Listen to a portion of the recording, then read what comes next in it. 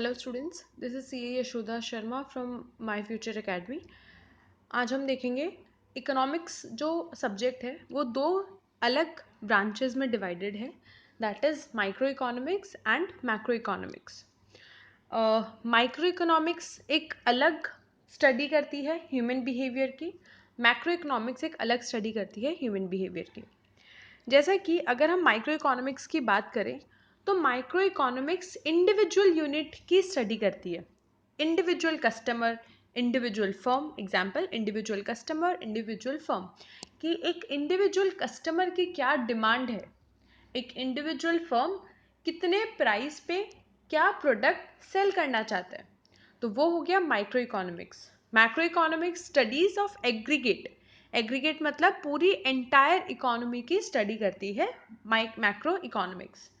तो अगर आपको इंडिविजुअल कस्टमर या इंडिविजुअल फर्म या कोई भी इंडिविजुअल यूनिट के बारे में अगर आपको स्टडी करना है तो आपको माइक्रो इकोनॉमिक्स पढ़ना होगा। अगर आपको पूरे एंटायर इकोनॉमी के बारे में स्टडी करना है तो आपको मैक्रो इकोनॉमिक्स पढ़ना होगा। सो हम 11th स्टैंडर्ड में माइक्रो इकोनॉमिक्स को कवर करेंगे और 12th स्टैंडर्ड में हम मैक्रो इकोनॉमिक्स को कवर करेंगे, right.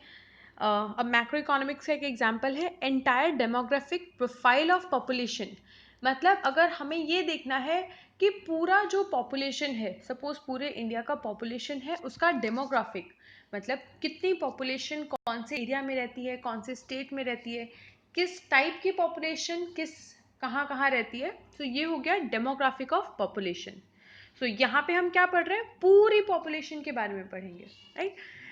Price of product, wages are determined in micro economy. Price of product, क्योंकि फर्म प्राइस डिसाइड करती है इसीलिए प्राइस ऑफ प्रोडक्ट। वेजेस, क्योंकि हम लेबर के वेजेस के बारे में बात कर रहे हैं, तो एक यूनिट हो गया पूरा लेबर, सो मतलब एक कैटेगरी। तो यहाँ पर जो वेजेस ऑफ लेबर है वो भी हमारा माइक्रो इकोनॉमिक्स में आएगा।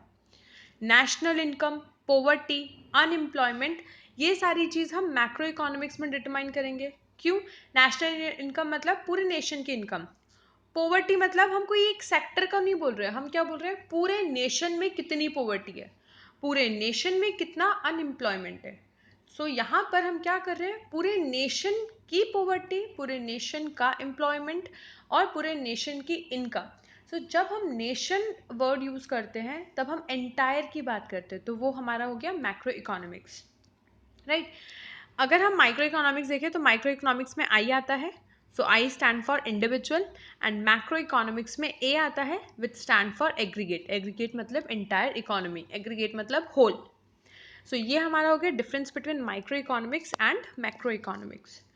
Presentation of information in economics, जो अब हम स्टडी करेंगे, सपोज हम पॉपुलेशन के बारे में स्टडी कर रहे हैं, हम डिमांड के बारे में स्टडी करेंगे, हम सप्लाई के बारे में स्टडी करेंगे। सो ये जो स्टडी है हम तीन तरीके से स्टडी कर सकते हैं, तीन तरीके से हम इंफॉर्मेशन को प्रेजेंट कर सकते हैं। So three ways are, first descriptive, second data table and thirds are graph. Descriptive मतलब हम स्टेटमेंट फॉर्म में कोई भी चीज़ को जब समझाते हैं वो हो गया डिस्क्रिप्टिव।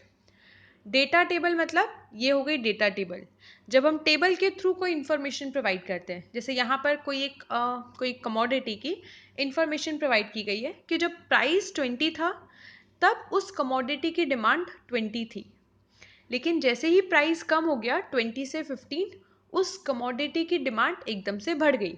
क्यों? क्योंकि प्राइस कम हो गया। ऐसा आपको पता है कि जैसे जैसे प्राइस कम होता है वैसे वैसे डिमांड बढ़ती है। ये हम आगे पढ़ेंगे, लेकिन ये सबसे बेस है इकोनॉमी का, this is called law of demand, कि जैसे जैसे प्राइस कम होती है वैसे वैसे डिमांड इंक्रीज होती है। सो ये चीज़ हमने किसके थ्रू दिखाई है, डेटा टेबल के through. And the third and the last is graph.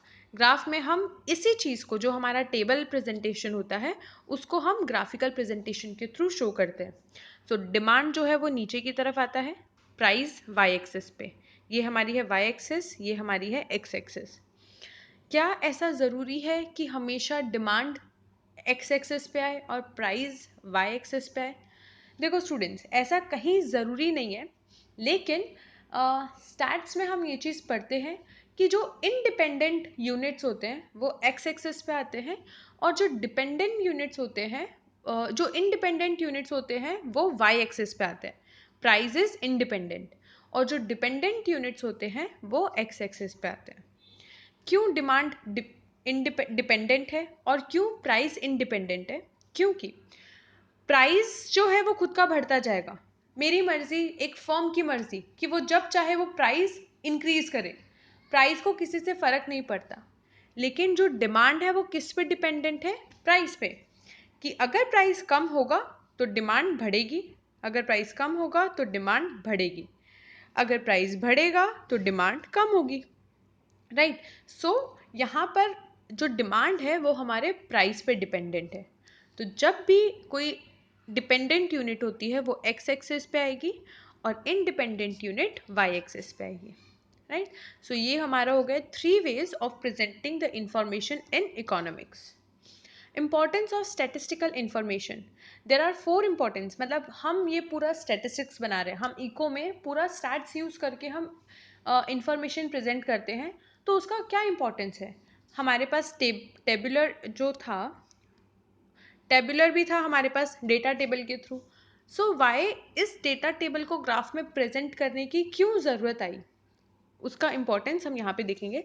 Support और कन्फर्म्स द प्रिंसिपल, जो हमारे बेसिक प्रिंसिपल्स होते हैं उसको सपोर्ट करता है हमारा ये स्टैटिस्टिकल इंफॉर्मेशन। जैसे कि ह्यूमन बिहेवियर और स्टैटिस्टिकल टूल एस्टैब्लिश प्रिंसिपल्स, हमारा ह्यूमन बिहेवियर और स्टैटिस्टिकल टूल एक प्रिंसिपल को एस्टैब्लिश करते हैं। किस तरीके से? स्टैटिस्टिकल डेटा ऑन रेनफॉल और agriculture production help to understand the relationship between rain and agriculture. तो हमारा स्टैटिस्टिक्स क्या कर रहा है? रेन और एग्रीकल्चर के बीच का रिलेशन शो करता है। क्या रिलेशन?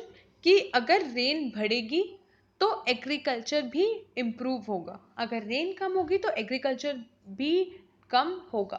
सो ये जो रिलेशन है वो कौन बता रहा है? स्टैटिस्टिक्स। वरना हमें, अगर हम ये नंबर्स को हम हमारे टेबल में या ग्राफ में पुट नहीं करेंगे तो हमें ये इंफॉर्मेशन उतनी क्लियरली नहीं पता चल पाएगी। इसीलिए सपोर्ट्स और confirm principles. Second is give an idea about changing trend. आज अगर हम बात करें, जैसे अगर हम बोलते हैं कि जैसे ही कोई नया ट्रेंड आता है, जैसे ही कोई चीज़ फैशन में आती है, उसकी डिमांड एकदम से इंक्रीज हो जाती है। सो जो ये पूरा स्टेटमेंट है कि कोई चीज़ ट्रेंड में आएगी, उसकी डिमांड एकदम से बढ़ेगी, वो कैसे पता चलेगा? वो सारी चीज़ हम नोट करेंगे, उस सारी चीज़ का हम टेबुलर फॉर्मेशन करेंगे कि जैसे ही ये डिमांड, जैसे ही कोई नया प्रोडक्ट आया फैशन में, उसकी सेल बढ़ने लग गई।